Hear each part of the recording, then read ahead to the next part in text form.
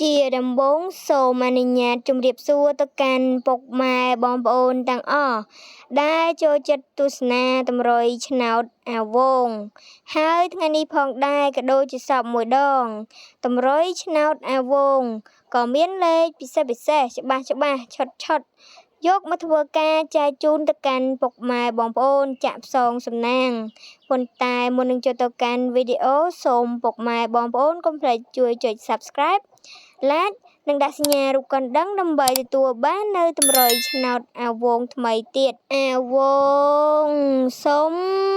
លេខឆ្នោត343អាវងសុំលេខឆ្នោត766